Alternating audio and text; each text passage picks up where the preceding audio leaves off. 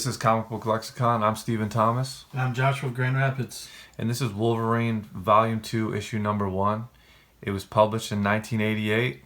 It's written by Chris Claremont, penciled by John Buscema, inked by Al Williamson, lettered by Tom Orzechowski, and colored by Glynis Oliver. Yes. So everyone who was involved in Marvel Comics Presents Save the Tiger, except instead of being inked by Klaus, it's inked by Al Williamson. This issue, at least. And given the dates on some of these, that might be John Buscema working prolifically fast and them having to have two different inkers. Yeah. Okay, so it starts off, the name of this story is Sword Quest, and this is a this is a pilot of a plane that got brought down, and these pirates are torturing him. And this is part of a little archipelago that was like previously run by the Dutch, right? Yeah, it was. This isn't Madripoor yet. It's not Madripoor. This is a plane that was brought down that was traveling to Madripoor. Right. So it's a little tiny archipelago, and it was once ran by the Dutch. And so there's like this secret entryway that Logan uses. But right here, it's just showing how these pirates are torturing this pilot, and they eventually cut his head off. Yeah, and it paints a really grisly picture immediately. Like they plan on, once they've dispatched the men, like they've got a pattern of this where they kill all the men, and then they sexually assault the women, and any of the survivors get sold into like a sex trafficking ring, basically. Yeah. Like they say it less explicitly because it's a code approved book. So it's like, they kill the men and then you don't even want to know what they do with the women, and the survivors get sold into slavery, but we know what that all means. Yeah, and it actually almost gets worse because here there's just a few pilots and some women, but it says when Sovereign Flight 49 disappeared, 21 crew, 180 passengers, most of them beyond my help. First thing I found after coming ashore was their mass grave. Yeah. So they executed most of the people on the plane and just dumped them in a mass grave.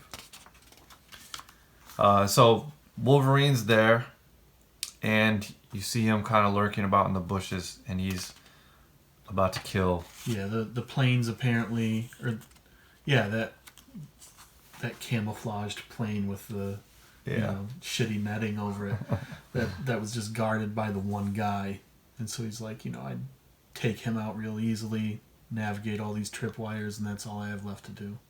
Yeah, and I believe this is the stewardess from the plane, right? Yes. And she's about to get hurt, and Wolverine shows up, and it implies snacked, and he kills that guy.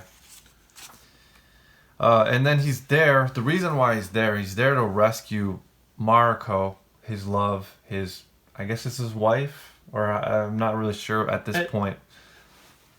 Okay, so between the original Wolverine series and the second volume, he and Mariko did try getting married, but Yukio pulled some like crazy shit that stopped it all, and that's all in X-Men issues. Okay. So we'll eventually run into that. Okay. That makes sense. As a point of context, they are not married, but Wolverine is still carrying a torch for her because Jean Grey is supposedly dead, so why the fuck not? Yeah. So he's there to rescue Mariko's secretary. His name is Kojima, and that's him right there. And he's been tortured and beat, and he's about ready to pass on. The dialogue here is so much better than the first series. And it's so much more like akin to like something Frank Miller would write, which is weird because like that first series, it feels like Claremont is trying to crib Frank Miller, so it feels more like a Frank Miller book as Frank Miller does the art. And this like it's that perfect mix of naturalistic and like kind of showy, stagey dialogue that makes like not just for a good comic, but entertaining reading or entertaining viewer or viewing of a movie, whatever. Because like we say we want 100% believable stuff, but we don't, because mumblecore movies don't smash the box office. No. I get really frustrated because I love things so much, and I feel like what I do is so trite and small. No, there's very much like some action movie dialogue, but it's still pretty tasteful. It's not like She got a great ass, and you got your head all the way up it. I don't know, like even like this whole thing. He says, "Then consider me a ghost," and then this pirate is like, "He'll have no trouble doing that, stranger, because when we're through, a ghost is what you'll truly be." And then Logan is, "Talk is cheap, but you want my hide, take it if you can." That's a very Wolverine, Yeah. thing to say. And everyone has also a way more distinct voice, I think, because of this kind of dialogue than they did in the original series as well. Yeah, I mean, there's something so beautiful about that original series because, like we said before, it feels like everyone's trying to figure out what it is. Yeah. They're like trying to write Wolverine's history that like without having any idea of what it is, Right. 12 hot hits for a cool penny. I remember those. Yeah. I think that was the first scam I was ever warned about in my whole life. Yeah. Columbia House and BMG and those kind of things. Yup. Okay, and then Wolverine kills 100 people, or around 100 people, right? Yeah, there's... I figure about 100 makes, pirates. Yeah, he makes his way out of the shack with his claws and gets all the way... Like, the only thing that remotely slows him down is a guy with as little compunction for taking people out as he does. And he's talking about this guy spraying bullets like he doesn't care who he hits. Yeah. Like, friend or foe, this dude just doesn't give a fuck. And, some of them rip through me, and they do hurt, but I'm Wolverine. Yeah. And then it's like, it goes more back into this dialogue of like, he has to explain that he's a mutant. Yeah. We talked about this before. But they go to some interesting places with it in this one because he talks of, like, this is before Weapon X, so he's like, I don't know where I got this skeleton from, but I don't care because it sucks for them. And then it even goes forward to talk about how he's got 6 of these claws, and they're each in these bionic sleeves in his arm. And no, they're not. That's not canon, sir. That's just about as canon as the cover of X-Men number 4 or 5 or whatever it is, where Wolverine's fighting Omega Red and you see his forearm flesh is peeled back and you've got the ballpoint pen parts inside his arm. Yeah. And this is very cartoony here. Like, he's killing all these guys and he's like, they're all like in a pile. Like Frank drew that fucking sumo wrestler getting, held up high as he's doing his little jigs. So he's like, fine, I guess Wolverine's got the strength of 10 men. Let's do it. Yeah, here's where it's sort of... Kojima is the personal secretary of the woman I love, Mariko Yoshida, head of one of Japan's most powerful noble houses. As soon as I heard he was on the missing plane, I started searching. More I discovered along the way, the grimmer it got, or the grimmer I got. So he's still killing all these people. I like this panel. This guy literally tries to cut his head off and just breaks on his neck. Apparently just hit a vertebrae. Yeah. Lucky he didn't, swing between them. Yeah. So he kills all those guys. And this is the pirate, like the main pirate or whatever, like that you see in the beginning of the issue. Yeah. And he comes outside and everybody's dead and he's all freaked out. And you see this is a very like him coming out of the mist almost. They do it here. so well. The way that, like, we're not gonna walk you through this whole page, but the way the dialogue parses everything out, helps the. It's an aid to the timing that these panels naturally develop on their own. It's really fucking good. It shouldn't be that great because this is something we've all seen before. It should be cheesy, but it's great. Well, this is great. He takes this woman hostage, and Wolverine's like just slow walking towards him. Even though he's getting away, Wolverine just like knows something's about to happen. So as he's getting away, then the stewardess who we see earlier, he knew she was aboard because he could smell her, and he knew she was armed because he could smell the gun oil. And she caps the pirate. He dies, and she was like, "That was for Captain Lee."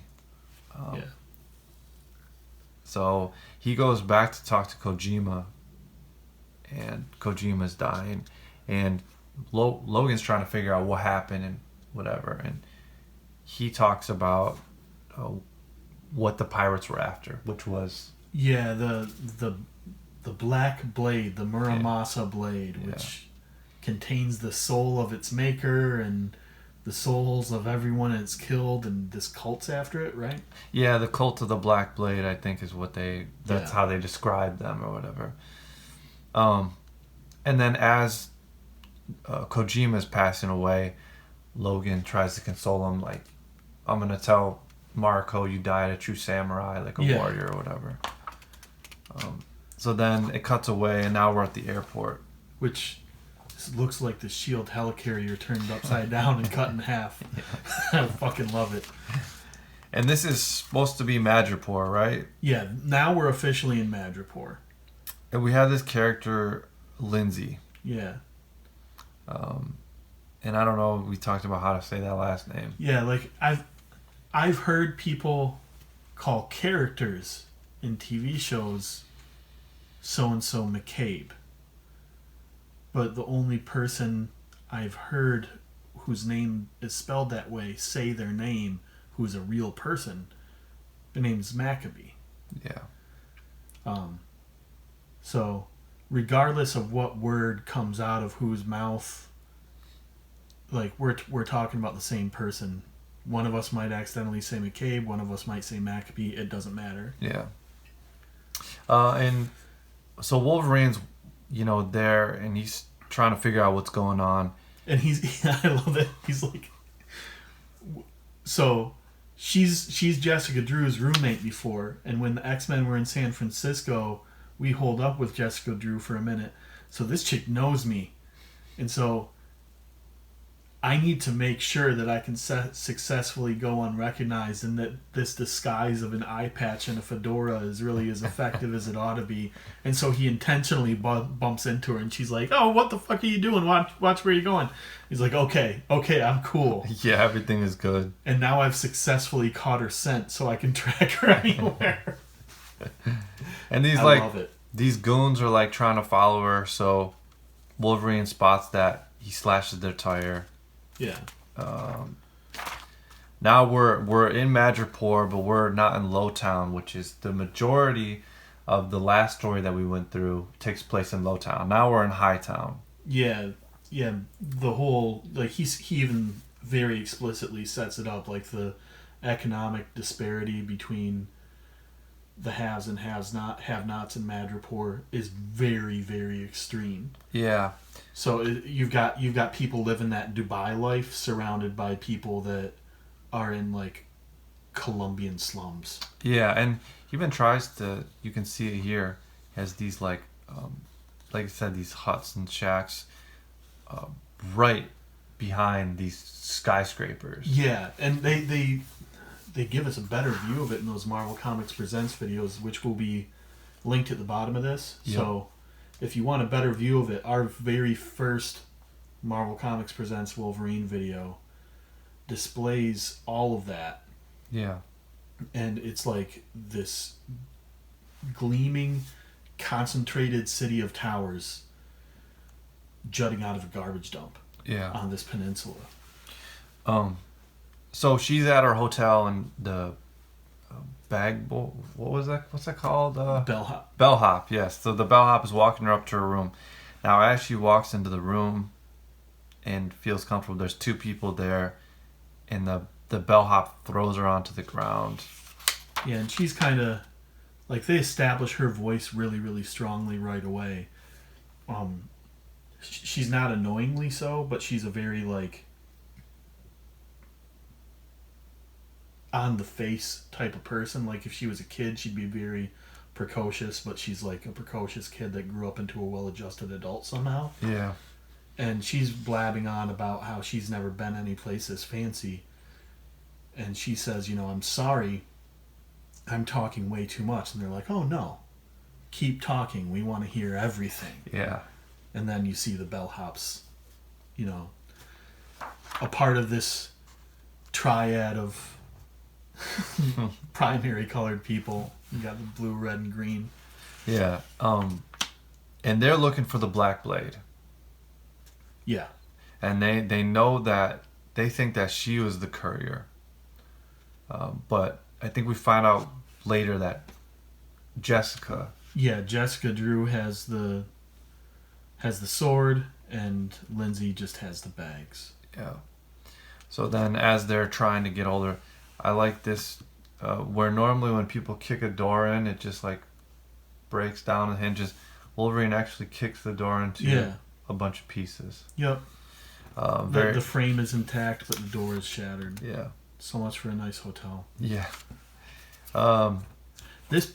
These three panels right here, not to like hit a speed bump. If someone brought up John Buscema's influence on Brett Blevins, I'd be like, I don't know, maybe. But you see it really, really strong here. If you look at a lot of Brett Blevins art and you look at this, like this may as well be out of like an issue of The Trouble with Girls that he did with Epic or something. It was very nostalgic. Yeah, that's great. He does a lot of really expressive faces. Buscema does. So I'm trying to imagine, like, his influence is so big and wide. Yeah. So many people. But yeah, I'd have to look at it side by side. But I guess they did make a whole book telling kids to draw like him. Yeah, totally. So then this woman grabs a gun. She's got it against Logan's head. And I've got the gun now. Lindsay says, but I've got the lamp. Yeah, and she smashes it over the woman's head. And she grabs the gun and she aims it at Logan and is like, "Who are you?" And she's like, "Oh, you're the guy from the airport." And he says, "Kojima sent me." And she's like, "I'd prefer hearing that from him." And Logan's like, "He's dead." Yeah. And it looks like our friend Jessica will be too if we don't get on her trail. Yeah. And that's the end of this story, but turn it back. The Exterminators. I like this miniseries, for one. Yeah. A miniseries dedicated to an event is usually really irritating, but Inferno is very special. But I just wanted to point this out. I'll pull the image up to prove it. There's this Larry Cohen movie called It's Alive. Best pro-choice horror movie ever. About a couple who have an evil baby that's like deformed and has sharp teeth like straight out the womb. And it just like crawls around the New York sewers killing people. Take the demons away. This is the cover, like the black and white, or not the cover, the promo poster for the movie. Yeah. It's just a pram with like all that white lining, Mm-hmm. and it says "It's Alive." Like who? Like the guy was a New York movie maker. Like he did Grindhouse stuff. So no matter what, if you were in New York, even if you didn't see his movies, you'd see his promos. Yeah. He must have. It made a really big impression on John Bogdanov, apparently. That's amazing. So yeah, that's the end. And then the cool thing about this first is there's a gallery, or there's like a pinup on the back of every issue. Yeah, and I don't feel like they credit all of them, which makes figuring out. I mean, this is John Byrne. The Sienkiewicz one the Liefeld one, they're obviously those guys. Yeah. But I don't feel like they're all credited anywhere on the inside. So unless the motherfucker leaves a signature, some of it's really frustrating to figure out. Trying to figure out who it is. But thank God for the internet. But that's the end of the first issue of Volume 2. Like we said before, if you haven't watched the lead up to the Volume 2, the Marvel Comics Presents Save the Tiger, we'll put the link to that in the description. Yes, and at this point, all of the Frank Miller Wolverines are collected in a playlist, and that playlist will be linked as well. All right, guys. Thanks for watching. See you around.